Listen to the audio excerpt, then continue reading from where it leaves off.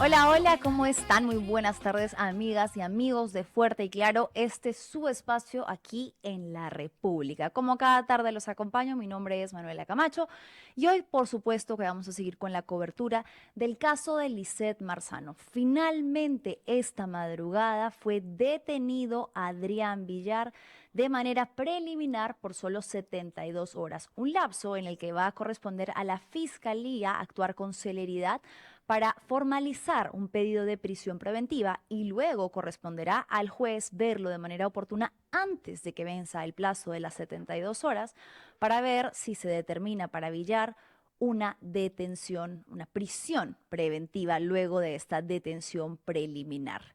Tenemos más información que se ha ido desarrollando en las últimas horas. Por ejemplo, el hecho grave y muy claro que se ha desmentido que Adrián Villar habría estado en una clínica. El comandante general de la Policía Nacional ha señalado que nunca estuvo en ninguna clínica y que por ende no existe tal supuesto dosaje etílico de parte. Hay más información que también incluye a dos oficiales que están implicados en los hechos y a quienes vamos a ver en imágenes. Pero todo eso lo vamos a abordar más adelante porque tenemos que retomar algunos casos que dentro de la complicada coyuntura de esta semana no hemos podido, no hemos tenido el espacio para hablar de estos y son sumamente importantes.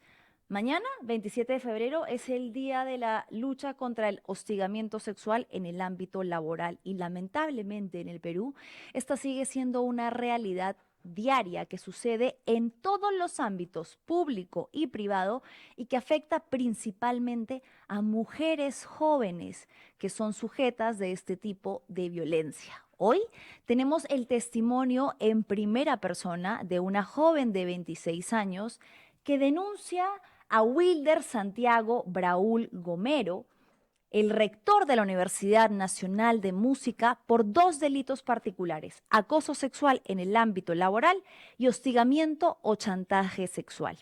Lo que ha contado esta joven es sumamente grave porque básicamente señala un patrón de comportamiento en el que una persona con poder utilizaría este cargo o esta jerarquía muchas veces dentro del espacio laboral para chantajear, para poner condiciones hacia actos de connotación sexual o actos sexuales para que la otra persona pueda sostener su trabajo, quedarse en un puesto, ascender en muchos de los casos. Para hablar sobre primero el marco de lo que significa, el hostigamiento sexual es de hecho una forma de violencia que se constituye o se configura a través de una naturaleza de connotación sexual que tiene como objetivo intimidar, asustar, incomodar, humillar a la persona quien viene siendo víctima de esto y que crea un ambiente laboral hostil, complejo, humillante y afecta la situación laboral de quien la sufre. Vamos a escuchar entonces la entrevista que hemos hecho con esta joven de 26 años que acude a nosotros muy preocupada porque pese a que las investigaciones en teoría han avanzado, recién hace 3 semanas se abrió una carpeta fiscal del Ministerio Público anunciando acciones e investigaciones sobre este caso, ella no se siente respaldada por el Ministerio de Educación, que ha dejado a esta persona que, ojo, no es la primera vez que es denunciada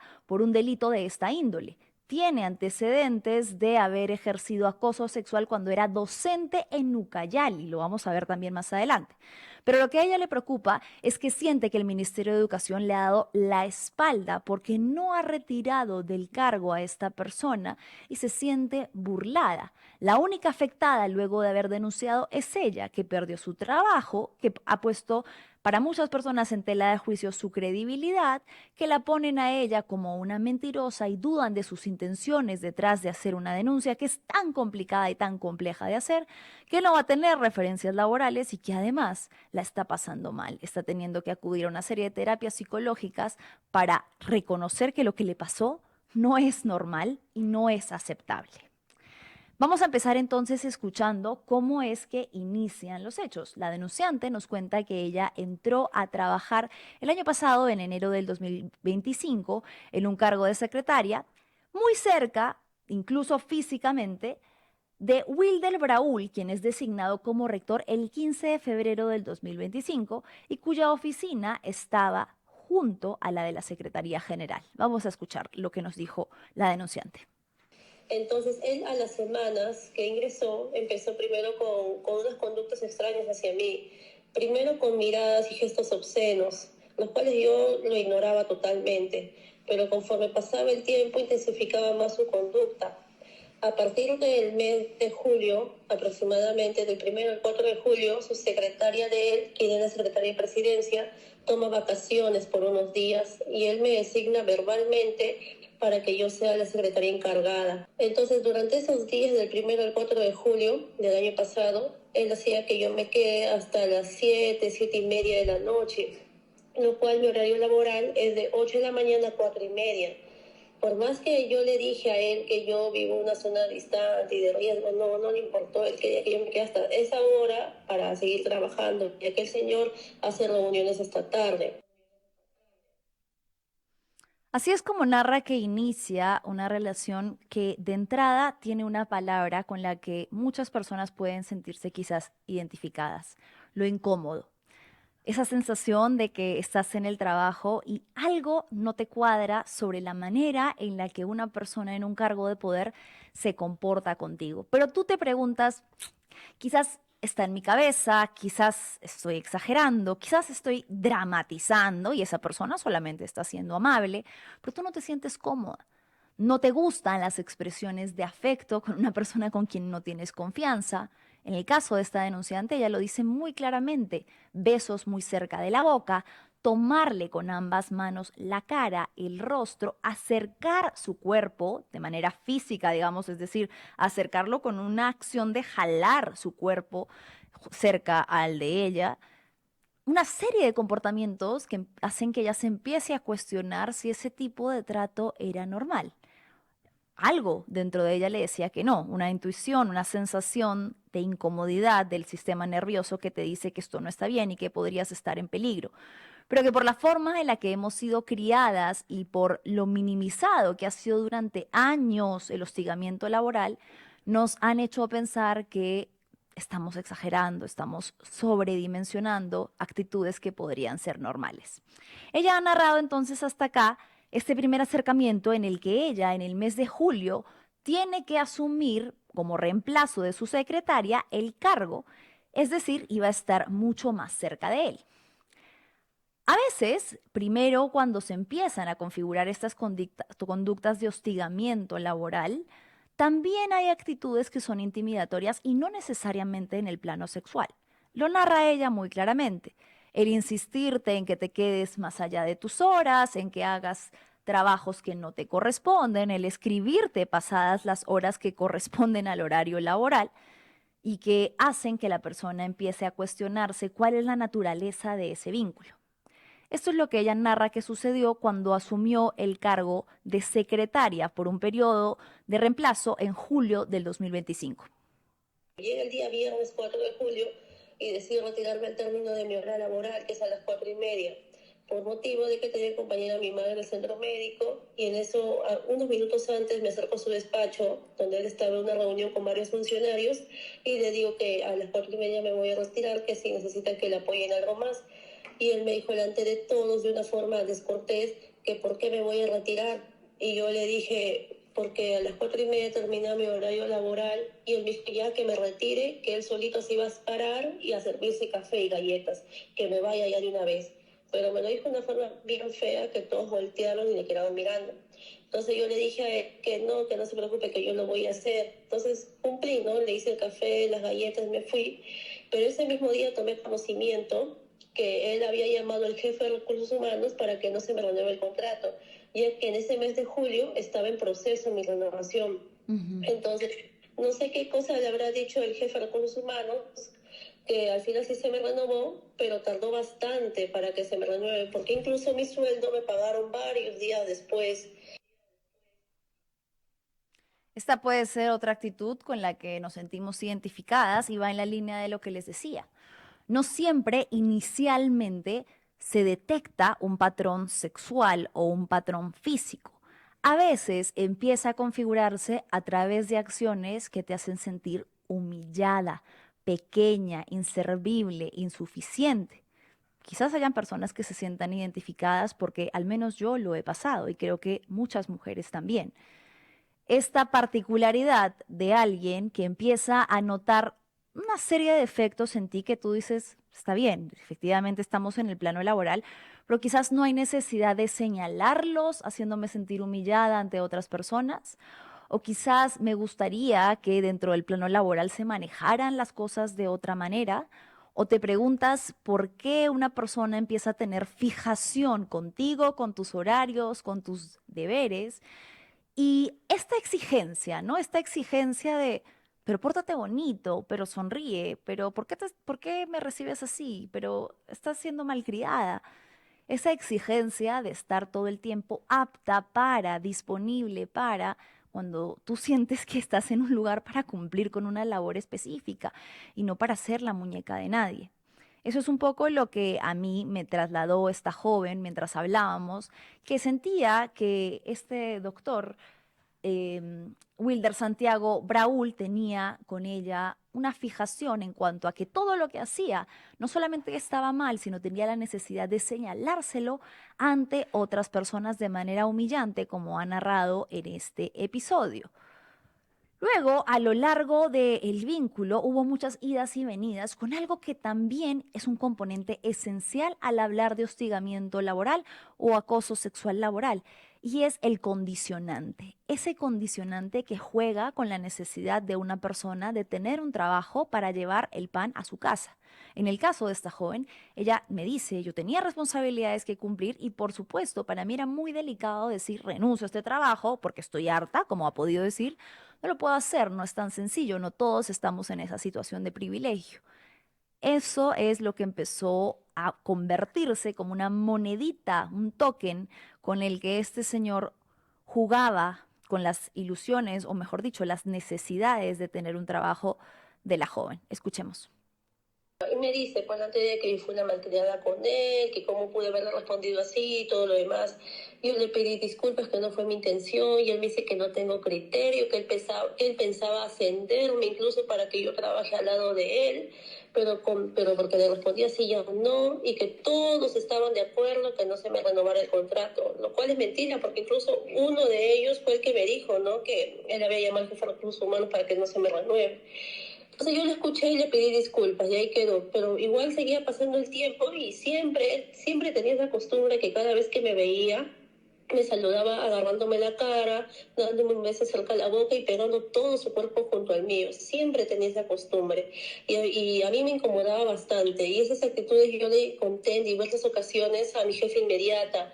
Le comenté, dije que no me gusta que él me agarre la cara. Le decía, doctora, no me gusta que él me agarre la cara con las dos manos. Me dio un beso cerca de la boca, todo su cuerpo lo apega, me incomoda bastante. Y la doctora me decía que es mal que sea así, ¿no? Y que no hay una forma como evadirlo.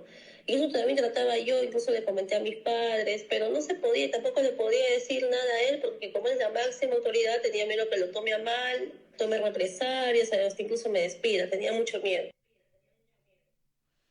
El miedo, un factor en común en la mayoría de estos casos, el miedo a las acciones que pueda tomar en tu contra una persona que ejerce un cargo de poder si vas a recursos humanos.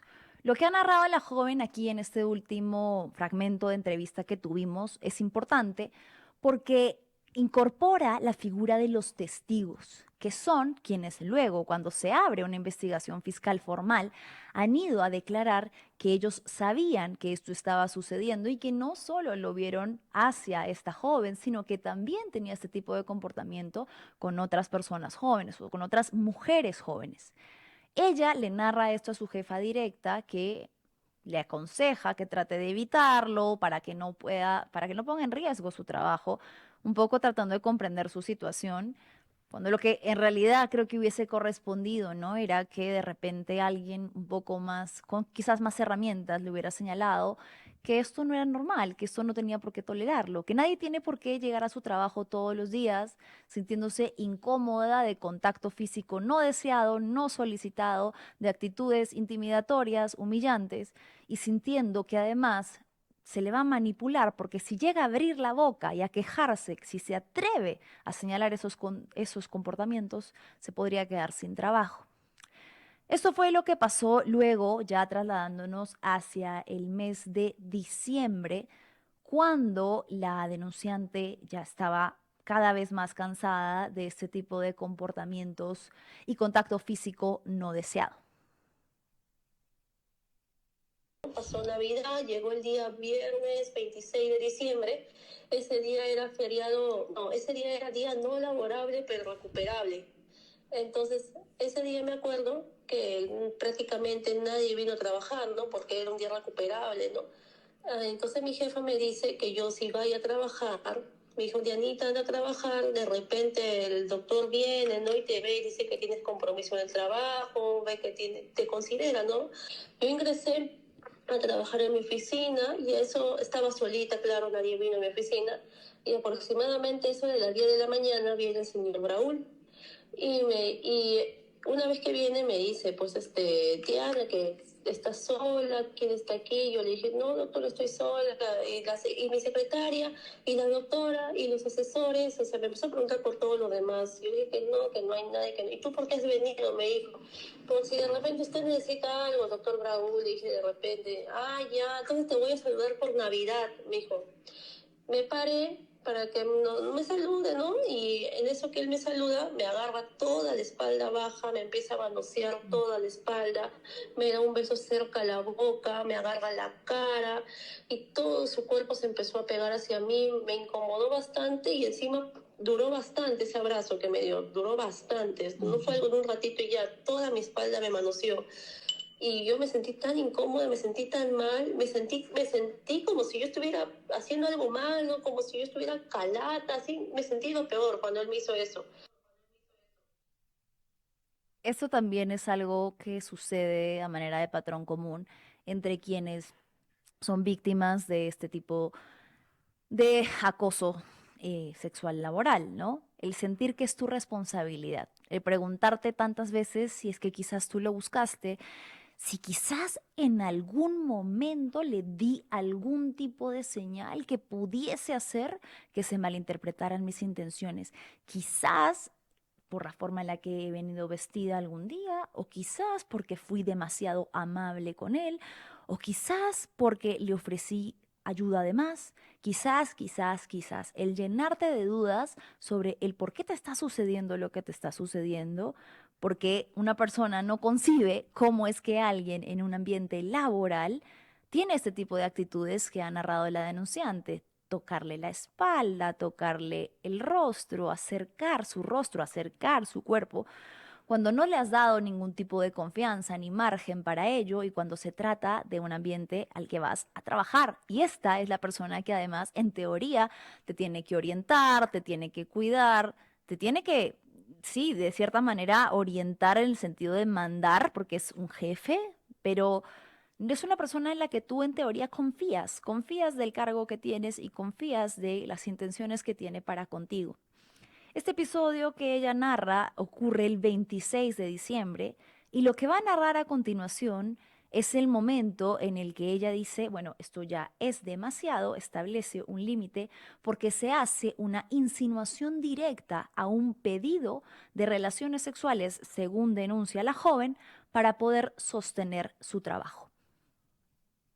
Entonces me siente y me dice, ¿tú quieres trabajar como locador o como 276? Porque mi empresa era 276.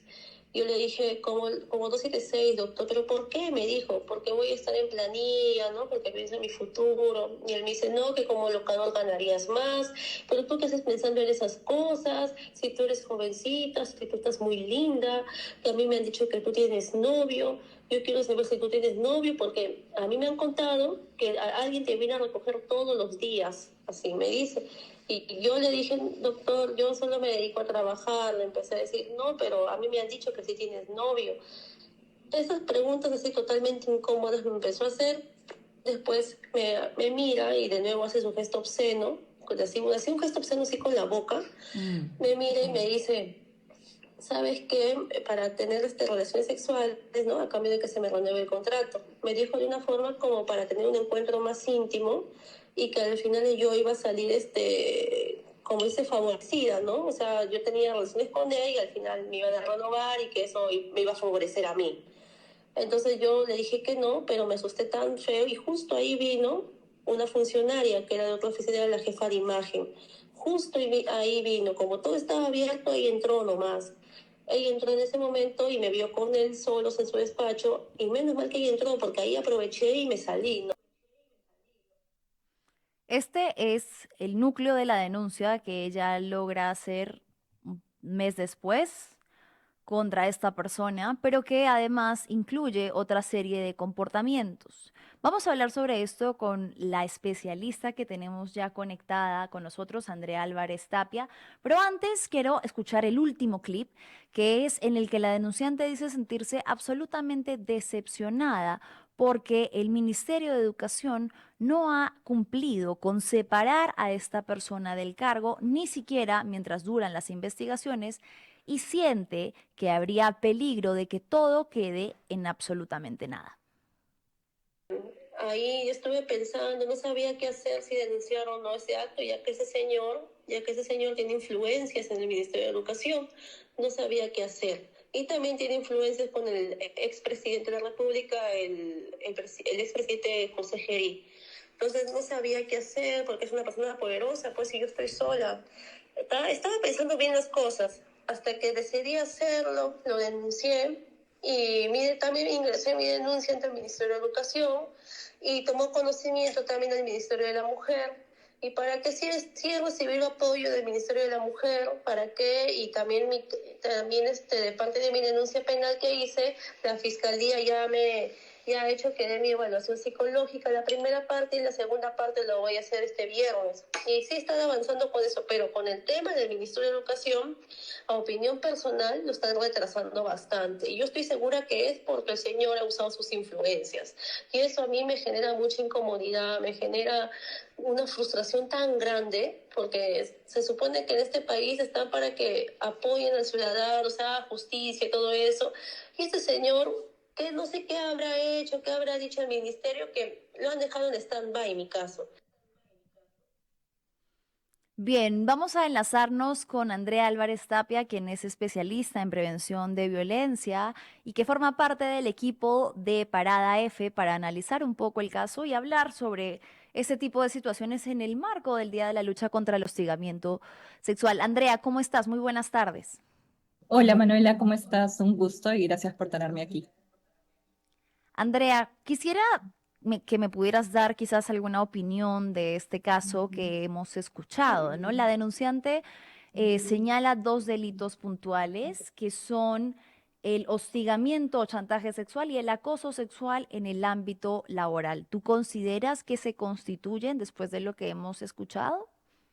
Sí, ahí creo que tenemos que entender cómo funciona el hostigamiento sexual laboral. Como tú bien lo dijiste, mañana es el día en el que tratamos de conmemorar la lucha, la prevención contra el hostigamiento sexual laboral, que como sabemos no solo es un compromiso ético o una acción proactiva, sino que es una obligación legal de parte de todas las organizaciones laborales, sean del sector público o del sector privado. Aquí lo que hemos escuchado es el testimonio de una persona que está denunciando no solo una posible infracción de hostigamiento sexual laboral, sino también un delito, porque el chantaje sexual, los tocamientos indebidos constituyen a la vez el delito de acoso sexual. Entonces, creo que sin duda de su relato podemos comprender tocamientos indebidos. Ella menciona que habría una suerte de favor sexual, una suerte de invitación a tener una relación sexual a cambio de que se le renueve este contrato, ¿no? Y sin duda esos son los elementos que podrían configurar el delito del que estamos discutiendo. Ahora es súper interesante porque ella nos comenta en su denuncia, en su testimonio, que no solo habría hecho la denuncia ante la Secretaría Técnica del Minedo, sino que también la ha hecho ante la Fiscalía. Sí. Pero muestra una gran preocupación porque en el Minedu no estaría avanzando de su testimonio. Ahí tenemos bastantes, digamos, inconvenientes o llamadas de atención, ya que el proceso de hostigamiento sexual por su gravedad es corto.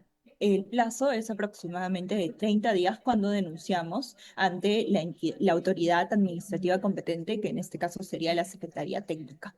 Y si ya pasó ese tiempo, sin duda tiene que existir una justificación de por qué no se ha dado una resolución, ya sea que archive el caso o una resolución que sancione, que incluso podría llegar a destituir a la persona denunciada, ¿no?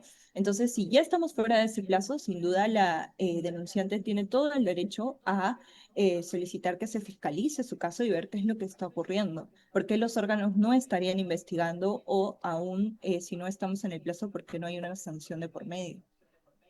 Claro, a ella le preocupa lo que tú mencionas, ¿no? La lentitud con la que el Ministerio de Educación ha empezado a ver su caso, porque no la ha citado de manera oportuna, no ha iniciado ningún tipo de investigación, no ha citado a los testigos que ella ha ofrecido. Entonces, sí es preocupante que una entidad tan importante para el país y que es quien debería encargarse en esta ocasión de un caso que corresponde a una universidad nacional, Ujú. no esté haciendo nada al respecto, ¿no? Lanza un mensaje muy preocupante de que estos casos, lamentablemente, Andrea, son pan de cada día y son minimizados.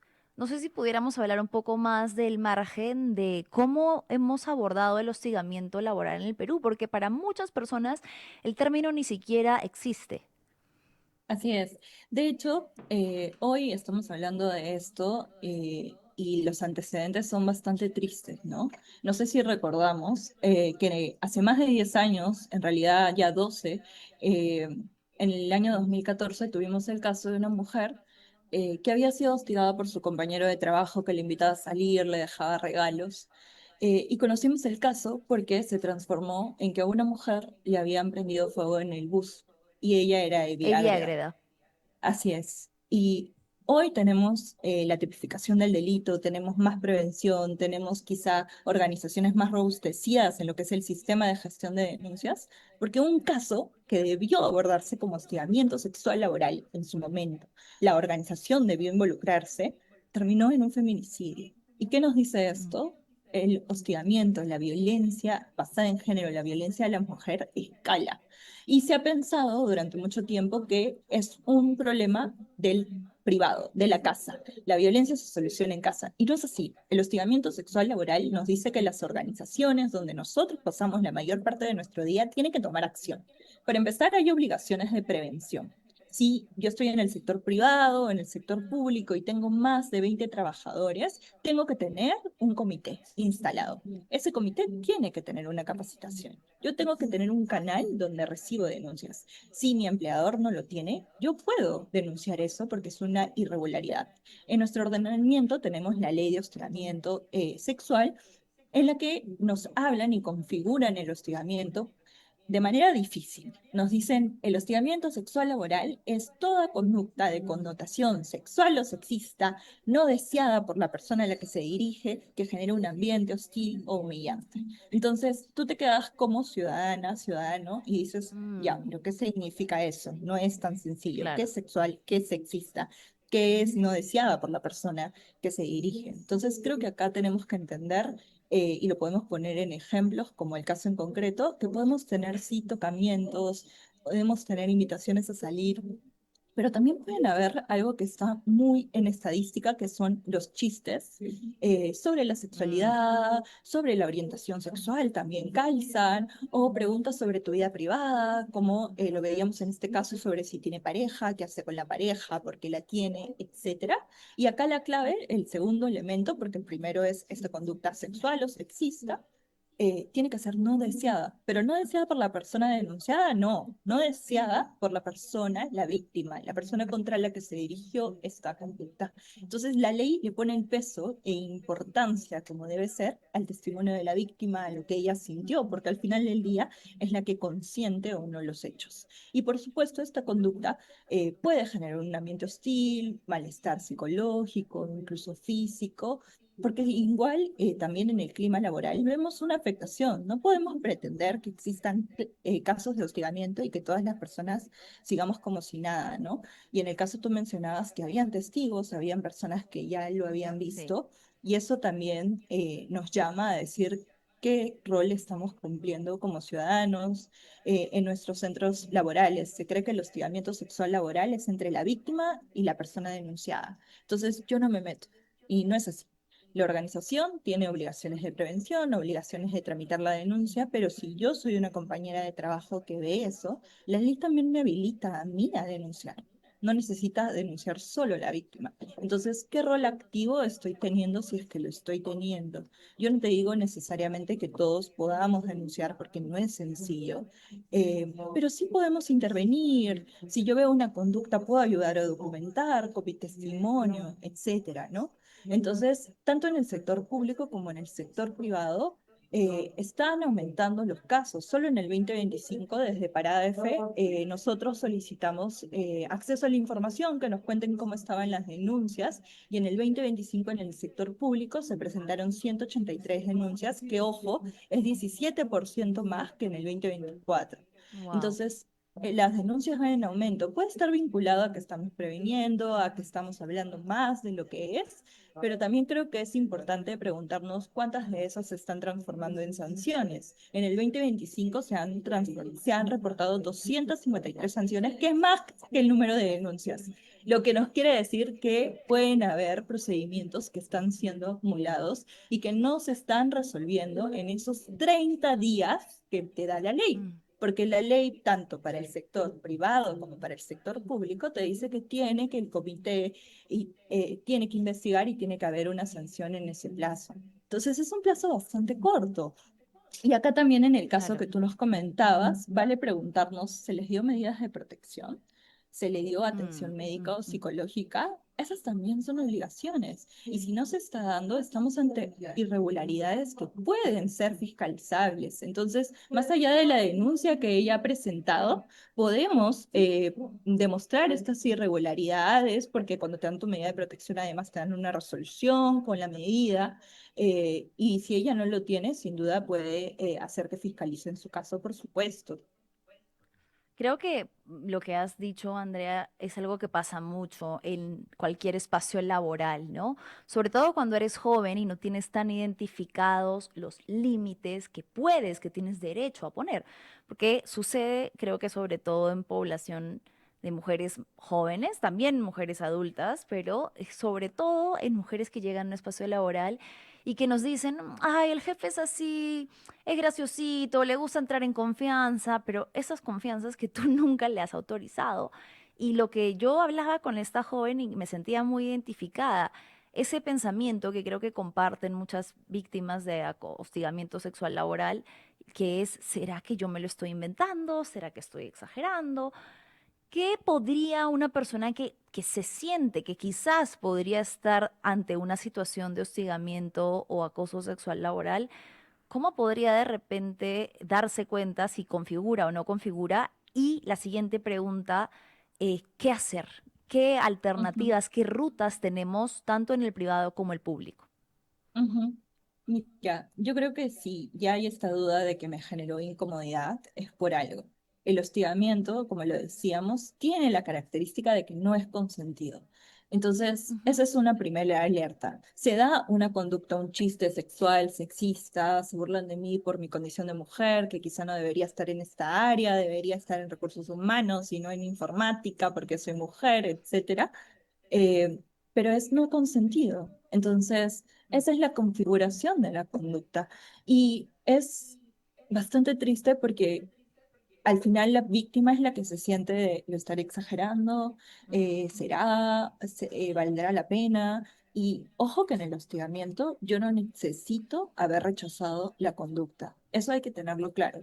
Yo como víctima, como persona que denuncia, no tengo la obligación de haber dicho no hagas esto, porque muchas veces no puedes hacerlo, porque puede ser tu No. superior, pues el miedo puede abordarte. Entonces el rechazo no es un elemento que configura la conducta, la intencionalidad tampoco, ojo. Si él tuvo o ella, la persona que hostigó, tuvo la intención de hostigar o no, no es relevante para la infracción de hostigamiento sexual laboral.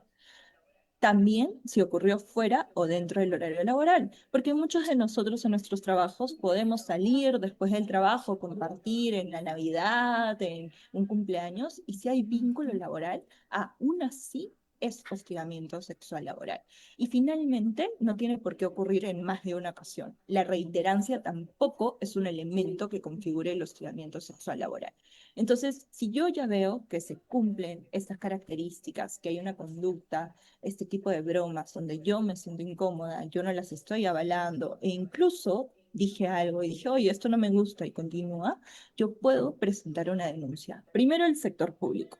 Si yo trabajo en una entidad del Estado, tiene que haber una secretaría técnica que vaya a evaluar el caso. Y también una Ok, oficina de recursos humanos. Entonces yo puedo acercarme a cualquiera de esas dos autoridades, Secretaría Técnica o Oficina de Recursos Humanos, y decir que quiero presentar una denuncia que puede ser escrita, puede ser verbal. Y también tengo el servicio Estado sin acoso de servir, donde si yo tengo dudas o consultas, puedo llamar o mandar un correo para que me aclaren la información. Yo podría decir, oye, creo que está pasando esta situación, me gustaría que me orientes, y este es un servicio aparte que me va a brindar orientación en todo lo que es el sector público. Entonces, yo presento mi denuncia y automáticamente en un día hábil tienen que poner a mí, ofrecerme a mí medidas tanto de atención psicológica como atención física si es que las necesito. Y en un máximo de ok. 3 días tienen que darme mi medida de protección. ¿Qué es la medida de protección? Es si, por ejemplo, yo trabajo con esa persona en mi oficina, sea mi compañero o mi jefe, se puede dar la suspensión de esta persona mientras dure el procedimiento, para que no haya una obstrucción, para que no haya revictimización y yo tenga que seguir estando en el mismo lugar con la persona a la que estoy denunciando. Y ojo, esto no Claro. es un adelanto de sanción ni nada por el estilo, porque a la persona se le suspende además con goce. Y no es la única medida, porque también podríamos hacer remoto. Lo que no puede ocurrir es que obliguemos a la víctima a tomar vacaciones. Entonces eso también, porque sí lo he escuchado, que le dicen, ok, ¿por qué no tomas vacaciones para que no te sientas mal? No, las vacaciones son derechos laborales, yo no las tomo porque me hostigan. Aparte, claro. Ajá, entonces tengo esa medida de protección. Y eso es en el sector público. Entonces, inicia el proceso, se investiga, la Secretaría Técnica tiene que recabar las pruebas, yo puedo ofrecer testigos, pero acá, y esto sí quiero decirlo porque es muy importante, la ley no te obliga a presentar una prueba directa. Yo no tengo que presentar un video donde me hostigaron, no tengo que presentar una foto donde se ve si la persona me había tocado o no, porque eso no es real. La naturaleza de este tipo de infracciones es que se dan en la clandestinidad, probablemente cuando estamos los dos solos. Entonces, la realidad es que las mujeres y las personas que sufren hostigamiento sexual laboral no pueden acreditarlo con tanta facilidad. Por eso se usa lo que conocemos en derecho como la prueba indiciaria. Es decir, yo aporto mi testimonio, que es una prueba también, y se va corroborando con indicios. Si los dos estábamos en el mismo lugar, quizá una persona de limpieza nos vio, quizá marcamos nuestra entrada, entonces vamos recabando indicios, quizás si había una cámara de seguridad que no marcaba los hechos, pero nos posicionaba en el mismo lugar y demás. Entonces, después de que la Secretaría investiga, Recursos Humanos decide la sanción en un plazo de 10 días y, ojo, luego se tiene que comunicar también al Ministerio de Trabajo. Tanto al inicio como entidad, cuando yo recibo la denuncia, como al final del procedimiento, en qué quedó. Entonces, también hay que ver si en el caso de la persona que denuncia eso se hizo. Y en el sector privado los plazos son los mismos. La diferencia es que se instala un comité cuando estamos hablando de empresas o organizaciones con más de 20 trabajadores. Si son menos de Bien. 20 no hay protección, no. También tengo que tener un delegado. Entonces, igual es el mismo proceso, el comité investiga en el lugar de la secretaría, recursos sanciona y se decide si es una amonestación, una suspensión o un despido, ¿no? Entonces, en ambos Bien. sectores estamos protegidos. Bien, Andrea. Se nos ha ido el tiempo. Quisiera igual no dejar pasar breve, si puedes, en un minuto, recursos que tiene Parada F para una persona que esté viendo esta entrevista y que diga, crea estar atravesando una situación similar o quiera tener herramientas para identificar el acoso y hostigamiento laboral y que pueda hacer rutas de acción que tienen en Parada F disponibles. Sí, en Paradef tenemos un aula virtual con clases. Tenemos desde acoso callejero, acoso sexual en el ambiente laboral público o privado, y también tenemos una guía que hemos sacado para mañana, para el 27 de febrero, y está colgada, donde todo lo que te he explicado está detallado con ejemplos, con canales de ayuda, la línea del ministerio, etcétera. Y ojalá le pueda ser de ayuda no solo a las personas que sufren el hostigamiento, sino a todas las personas que sabemos que puede Todas. estar ocurriendo y podemos darle la mano a alguien o conocer para prevenir. Muchísimas gracias, Andrea, por conectarte con nosotras y bueno, ojalá que no solo en el marco de este tema, sino siempre sigamos trayéndolo a colación y sigamos hablando de ello. Gracias. Gracias. Ha sido Andrea Álvarez Tapia, especialista en prevención de violencia y quien forma parte de Parada F, que sí, que nos ayudaba a explicar un poco este caso tan lamentable que llama la atención sobre la falta de acción del Ministerio de Educación. Lo ha dicho Andrea claramente. Hay lineamientos, hay plazos específicos. Se supone que dentro de las medidas de protección, mientras duren las investigaciones, la persona acusada debe ser separada, por lo menos de manera temporal del cargo. Solo muy brevemente mostrarles un cuadro en el que se evidencia esto que les decía. No es la primera vez que Wilder Santiago Braúl Gomero es denunciado por delito de la misma índole. Sucedió en Ucayali cuando era también profesor, ha sido denunciado por acoso sexual. Entonces, aquí por lo menos hay indicios muy graves y el testimonio, no solo de esta mujer que hemos escuchado, sino de sus testigos de un tipo de comportamiento que configura perfectamente el presunto delito de acoso sexual, hostigamiento, chantaje sexual en el ámbito laboral y que el Ministerio de Educación parece estar pasando por agua tibia. Me tengo que ir rápidamente a hablar sobre las actualizaciones del caso de Lisette Marzano. Les contaba que esta madrugada detuvieron finalmente a Adrián Villar de manera preliminar. Tenemos algunas imágenes que vamos a compartir con ustedes de cómo fue esta detención.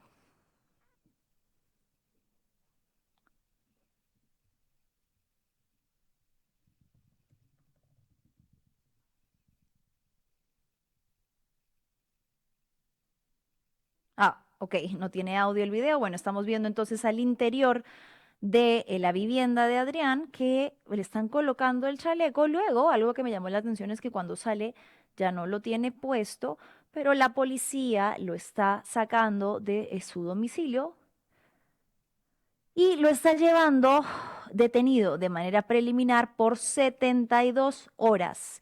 Esto es lo que dura el plazo de la detención preliminar y como les decía, ahora va a corresponder a la Fiscalía ser quien formalice un pedido de prisión preventiva. Ahora, lo llamativo es que esto recién se da luego de la difusión de las imágenes que hemos visto en las que se cae la teoría del shock traumático y se establece una posible complicidad, un posible encubrimiento entre no solamente Villar y su entorno más cercano, dígase núcleo padre y madre. Están involucrados su padre, la pareja de este, Maricel Linares, que es también propietaria del vehículo, su pareja, Francesca Montenegro, y el padre de esta, que es también abogado. Lo preocupante es que recién, ¿no? Después de una semana de que se advirtiera peligro de fuga y de que incluso la policía hubiese recomendado a la fiscalía hacer un pedido de prisión preventiva, recién ahora la fiscalía esté determinando que sí podría haber un claro patrón de obstrucción a la justicia, de lo que estamos viendo en las imágenes que fueron reveladas por diversos medios. Ahorita estamos viendo las de Magali TV, que desde diversos puntos, me parece a mí, logró armar muy bien la cronología de lo que sucedió esa noche. Villar atropella a Lisette Marzano, la deja tirada en el suelo y, consciente de lo que ha hecho, acelera. Acelera para huir. Se pasa 2 semáforos en rojo, pudiendo causar un segundo accidente, y luego reaparece en imágenes en este parque frente a la vivienda de su pareja, Francesca Montenegro, y en lo que vemos que es un encuentro cofamiliar en el que todos están de alguna manera hablando naturalmente de lo que acaba de suceder. Hay un hecho que es muy importante y que tenemos las imágenes también, cortesía de Magali TV, que involucra a autoridades de la policía. Y esto es sumamente grave, porque cuando se dio la audiencia de pedido de impedimento de salida del país, la fiscalía advirtió que tendrían imágenes que revelarían que habrían funcionarios públicos implicados. Ahora ya tenemos nombre porque estos dos funcionarios han sido citados a declarar. Se trata de los suboficial PNP John Artencio Arteaga y José Serván. Vamos a ver las imágenes y les voy a narrar un poco lo que se observa en estas. Luego de que viéramos cómo estaba Maricel Linares, Rubén Villar, Francesca Montenegro, el padre de esta, y Adrián Villar en el parque, llega un policía, un patrullero de la policía. Del vehículo desciende este suboficial que se acerca al edificio. Lo que está del otro lado de la imagen es el edificio en el que vive Francesca Montenegro y al que había ingresado con Adrián Villar y con su padre. Toma fotografías, hace algunas coordinaciones vía telefónica, no se sabe con quién, y luego ingresa al inmueble. Pasan alrededor de 10 minutos y vuelve a salir.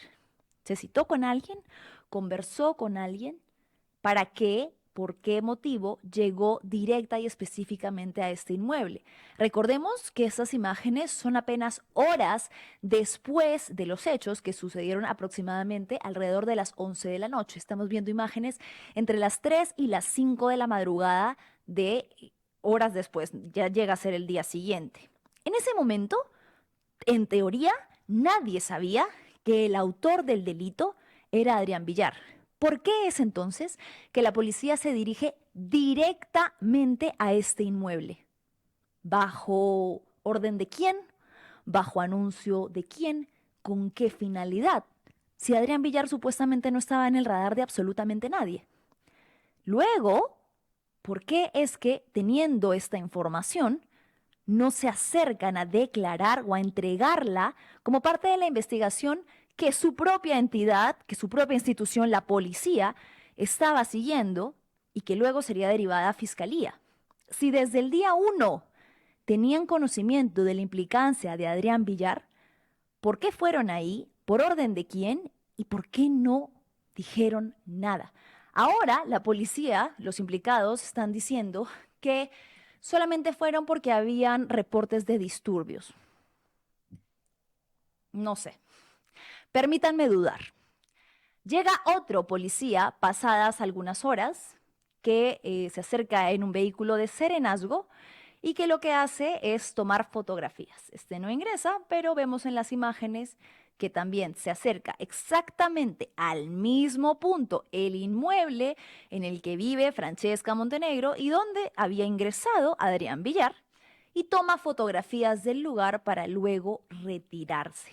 Tenemos un poco de lo que fue la cobertura de las declaraciones de ambos suboficiales de la policía, John Artencio Arteaga y José Serván, que evitaron dar declaraciones a la prensa, pero tuvieron que presentarse en las diligencias en La Victoria.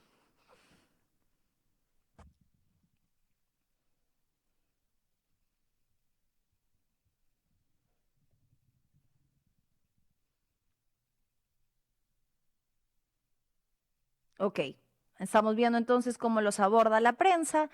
Cuando llegan a declarar, les hacen algunas preguntas de qué es lo que está sucediendo, si tienen algo que pasó, por qué llegaron a ese lugar, quién los instruyó hacia allí, por qué no colaboraron con las investigaciones, pero ellos han optado simplemente por decir que van a colaborar, entre comillas, con lo sucedido y no dieron más declaraciones.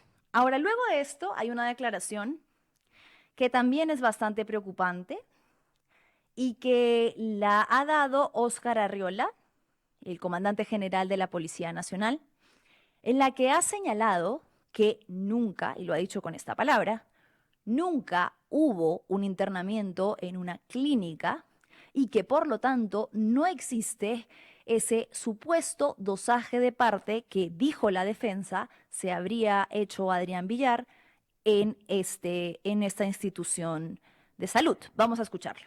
Se pide inmediatamente una vez salido de la flagrancia, pero lo correcto es que nunca estuvo en una clínica, que no ha pasado dosaje etílico. El único lugar para pasar dosaje etílico de un ciudadano es la Policía Nacional de Perú, y cuando un ciudadano se niega a pasarlo, se reputa, o sea, se presume que es positivo el resultado, además de otro delito de violencia y resistencia. Bueno, ahí lo ha dicho claro Óscar Arreola. Ha dicho, nunca hubo un internamiento en ninguna clínica y por lo tanto no existe este supuesto dosaje de parte que, dijo la defensa, se le había practicado a Adrián cuando ingresó. Ahora la pregunta es, ¿por qué ahora? Nos están queriendo decir que la policía lleva una semana, más de una semana, investigando ese trágico suceso y no había sido capaz de pedir siquiera una constancia de ese internamiento. No habían hecho ninguna diligencia en esa supuesta clínica, no habían pedido una prueba de aquello que la defensa estaba sosteniendo como columna vertebral de su argumento. ¿No se les ocurrió antes verificar, antes de que los videos fuesen tan evidentes, de que hubiese implicancia de la policía y de terceras personas en la configuración del encubrimiento? ¿No habían investigado nada o qué? Porque francamente no hace sentido que recién esto salga a la luz. Esa es la pregunta que nos hacemos. ¿Por qué es que recién con las imágenes, cuando ya es inminente y necesario que la policía dé explicaciones como institución, salen a decir que no hubo clínica, que no hubo peritaje? ¿No lo habían investigado antes? No se entiende, francamente, entonces, a qué se ha dedicado la policía todas estas semanas, porque déjenme decirles una cosa, las imágenes principales del auto las obtuvo Gino Marzano. ¿Cómo lo hizo? Golpeando, abatido por el dolor, pero resistiendo por la necesidad de justicia, puerta por puerta de los edificios aledaños para pedir imágenes de seguridad, para preguntar si alguien había sido testigo de los hechos. Las primeras imágenes las obtuvo la familia. Las imágenes de la placa las obtuvo la familia. El comunicado sobre el vehículo fue de Maricel Linares, pero la policía no fue a tocarle la puerta, no la llevó detenida. Las investigaciones siguientes sobre quién conducía el vehículo las lideró la familia. El nombre de Adrián Villar lo tuvo la familia. ¿Qué ha hecho entonces en una semana y media la policía? Si ahora recién nos vienen a decir que se están enterando que todo lo que habría esbozado la defensa de Adrián Villar carece de sustento. Esa es una pregunta que nos hacemos y que no logramos, va a tener que explicar la policía en los próximos días. Más allá de la implicancia de estos dos suboficiales cuya presencia no hay que pasar por alto. Esta noche va a ser el plantón que ha convocado la ciudadanía en paralelo a la reconstrucción de los hechos. Vamos a leer brevemente el documento que tenemos de la detención preliminar. Me lo ponen en grandes, chicas, para poder leer. A ver. Dice: requerimiento de detención preliminar judicial formulado por este despacho fiscal respecto del investigado Adrián Alonso Villar Chirinos por el presunto delito contra la vida, el cuerpo y la salud en la modalidad de homicidio culposo por el delito de omisión de socorro en agravio de la persona Lisette Catherine Marzano Noguera y por el delito contra la administración de justicia en la modificación de fuga del lugar del accidente de tránsito. Como les decía, la Fiscalía ahora es que está determinando, y lo dice en el amplio del documento, que podría haber peligro de fuga no solo por su récord migratorio, sino por la actitud que ha demostrado tener posterior a los hechos en las que se podría configurar una posible obstrucción a la justicia. No me digan, ¿en serio? Llevamos advirtiendo de eso ya casi 5 días, como para que recién, y eso es lo que indigna, que con un trabajo que hace la prensa, que hace Magali, que hace Canal N, que luego lo sacan también en Latina, o sea, si no es entonces por las imágenes de las cámaras de seguridad que fueron reveladas por la prensa, todo esto no se estaría articulando de esta manera, no se estaría moviendo de esta manera. La fiscalía hubiese seguido actuando de la manera en la que estaba haciéndolo, permisiva, sumisa y complaciente con los acusados y su defensa. Ahora nos venimos a enterar que no han verificado nada de lo que la defensa con toda seguridad decía en las declaraciones. Sí, hay peritaje, sí, hay clínica, sí, hay documentos. La cabeza de la policía está diciendo ahorita, no, nunca hubo. No me diga, ¿recién se entera? ¿Recién se le ocurrió investigar? Es francamente indignante lo que sucede, nos preocupa mucho. Creo que no, se siente como algo agridulce, ¿no? Es como, ok, hubo una detención, pero ojo, son solo 72 horas. Después de eso, Villar podría salir en libertad si es que la fiscalía no formaliza y si es que el juez no pone audiencia oportuna y bueno, y también si es que desestima este pedido. Tenemos algunos de los comentarios que nos han hecho llegar ustedes esta tarde. Vamos a leerlos. Por fin vamos a leer comentarios. Nos da el tiempo. A ver. Luis La Cruz. Ojalá que los tipos de padre que tiene Adrián Villar se den cuenta el daño que les hacen de por vida. Jorge Morales. Hola Manuelita, buenas tardes. Realmente se tiene que hacer justicia para que la muerte de Lizeth Marzano no quede impune. Todo el peso de la ley para todos los implicados en este caso. Les León, lamentable seguir desenmascarando a la PNP y nuestro sistema de justicia. Además, tenemos tantos abogados con artimañas o argucias para encontrar impunidad. De acuerdo contigo, querida Les León. Carla dice, ¿en serio? Al margen de si este caso específico sea cierto o no, ¿cómo van a cuestionar la ropa de la chica? Eso es cierto y seguramente ha surgido porque lo han leído en los comentarios. Con minifalda o hábito, ningún tipo de ropa es una invitación, salgamos de las cavernas. Vigo dice, lo peor es que la jefa directa de la denunciante es partícipe de todo. Uy, no puedo leer el comentario completo. Bien. Eduardo Benjamín Manuel, eres una líder excelente, trabajo de investigación. Muchas gracias, querido Eduardo. Lamentablemente no lo hemos llevado a cabo nosotros. Yo tengo que decir que sí agradezco que los espacios de comunicación hayan hecho la chamba que la Fiscalía no hizo. La de encontrar las imágenes de manera oportuna y las de darlas a conocer, porque si no fuera por la difusión de esas imágenes, francamente, no creo que hoy estuviésemos hablando de ningún tipo de detención preliminar. Y creo que las personas implicadas que curiosamente recién han salido a hablar después de la difusión de las imágenes, tampoco se hubieran visto involucradas ni señaladas, a menos de que sucediera como sucedió, ante la inminencia y ante la evidente posible complicidad de lo que ha sucedido horas después. Bueno, con eso vamos cerrando, no sin antes decirles que por favor le den like, compartir a este programa y que se conecten con nosotros todas las tardes de 3 a 4. Mañana les traeremos imágenes de lo que fue este plantón para quienes quizás quieren estar ahí y no pueden, pero sí pueden. Es una convocatoria abierta a la ciudadanía. Cuadra 8 de Camino Real en San Isidro. A partir de las 9:40 va a haber un plantón ciudadano para acompañar a la familia de Lizeth y para ejercer presión sobre las autoridades y decirles que estamos observando y fiscalizando la labor que hacen. Muchas gracias por habernos acompañado. Mañana cerramos la semana, querido Switcher, así que nos reencontramos mañana viernes aquí a las 3 de la tarde. Chao, chao.